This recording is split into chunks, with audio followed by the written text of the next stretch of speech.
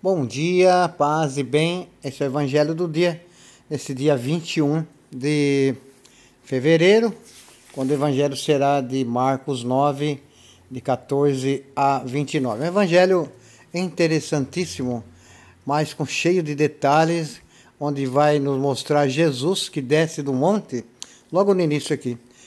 Jesus descendo o monte, que deve ser o da transfiguração, porque estava com Pedro, Tiago e João. Nós vimos esse dia que Pedro falou, vamos fazer aqui no monte 3 tendas, uma para ti, para Elias, para João, né? Para Batista. E Jesus falou, não, vamos descer. Então eles descem o monte e, com certeza, desse momento, encontra lá embaixo do monte pessoas conversando com os outros discípulos.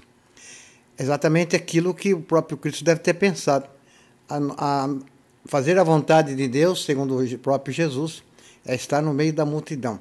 Ele ficou surpreso, e eles também ficaram surpresos, ao ver Jesus, diz o Evangelho. Foram ao encontro de Jesus, querendo abraçá-lo, e Jesus pergunta, o que vocês estavam discutindo? Então, alguém da multidão respondeu, mestre, eu trouxe a ti meu filho, uma criança, que tem espírito mudo, né? Cada vez que o espírito o ataca, joga no chão, ele começa a espumar. Pode ser uma doença até conhecida nossa, né? Epilepsia, por exemplo, naquele tempo talvez não conhecesse. Epilepsia causa isso também. A pessoa se joga no chão, espuma pela boca. Eu não sou médico, mas eu já vi isso, né? Range os dentes, fica completamente rígido, né? Eles pediram aos discípulos para expulsarem o espírito. Acreditavam que era um espírito, mas os discípulos não conseguiram, né? Não conseguiram expulsar aquele espírito, não conseguiram curar aquela criança. E com certeza eles estavam bem decepcionados, porque a fama dos discípulos era muito grande também. Segundo o Evangelho, eles faziam milagres também, né? Exerciam o poder que Deus lhes concedeu também. Então Jesus diz, ó geração incrédula, até quando estarei convosco? Né? Mostra claramente o descontentamento com Jesus. Talvez porque os discípulos não conseguiram. Porque talvez faltou fé aos discípulos. Talvez faltou esperança. Ou porque realmente os discípulos não estavam preparados. E Jesus mostra um descontentamento aqui. Traz o menino aqui, levaram o menino. Quando o espírito viu, sacudiu violentamente o menino, que caiu no chão, começou a rolar e a espumar pela boca. Jesus perguntou ao pai, desde quando ele está assim? O pai respondeu, desde criança. Era uma menina que sofria muito. Se for esse tipo de doença, a pessoa sofre muito mesmo. E muitas vezes o espírito já o lançou no fogo, na água, para matá-lo. Se podes fazer alguma coisa, tem piedade de nós e ajuda-nos. Jesus disse, se podes, tudo é possível para quem tem fé. Queria chegar nesse ponto, tudo é possível para quem tem fé. Eu acho que a fé é a base do nosso relacionamento com Deus. Né? Ter fé, como já disse, é acreditar que para Deus tudo é possível. Embora existem coisas que Deus responde, no meu entendimento, Deus responde de um jeito, e nós esperávamos que ele respondesse de outro jeito, mas Deus responde pela fé.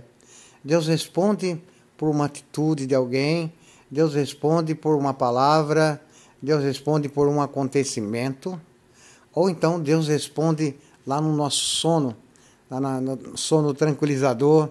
Né? Eu já vi muita gente falar, Frei, eu estava muito doente, fui dormir e rezei muito para Deus e acordei bom.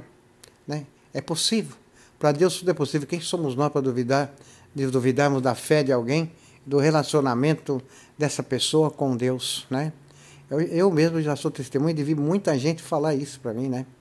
Frei Alberto, se não tivesse um relacionamento íntimo com Deus, a minha vida estaria perdida.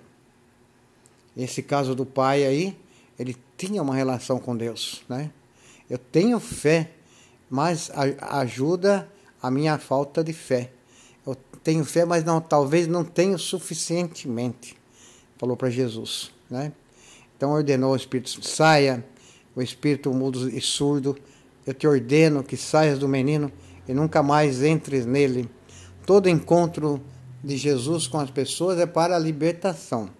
Eu já falei aqui, teve um caso que Jesus encontra uma mãe chorando, que tinha perdido seu único filho, e ele ressuscita a criança, porque a mulher ia precisar muito da companhia daquele filho. Ela era viúva, ela perdeu tudo, né? Ela não tinha marido, não tinha ninguém para apoiá-la e perdeu a criança. O encontro de Jesus é para libertação. Mudos que falam, paralíticos que andam, pessoas doentes. Olha a mulher que sofreu de hemorragia, tocou em Jesus, ficou curada. Uma grande força saiu de Jesus, ela foi curada.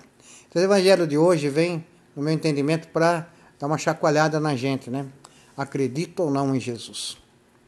Acredita em Jesus porque ele traz palavra de vida eterna, porque ele é Deus, se fez homem, mas também não podemos negar a ação desse Deus, na ação desse Deus, nas coisas que Jesus fazia.